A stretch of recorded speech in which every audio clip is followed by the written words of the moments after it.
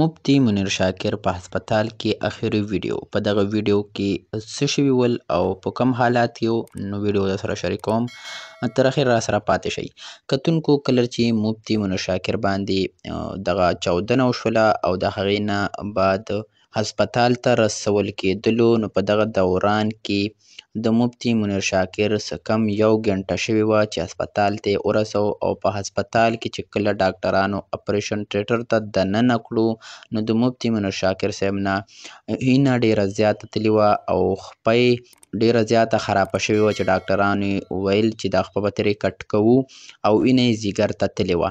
نو په دغه حالات کې و چې مفتي منیر شاکر صاحب د دې دنیا نه لاړلې او وفات کړی شو. او دغه اخري دیدنو د خپل زوی سره چې وشو او خپلو کسانو سره، او د هغې نه بعد منیر شاکر د دې دنیا نه لاړلو. او دغه اخري دیدنو د خپل زوی سره چې وشو او خپلو کسانو سره، او د هغې نه بعد منیر شاکر د دې دنیا نه لاړلو.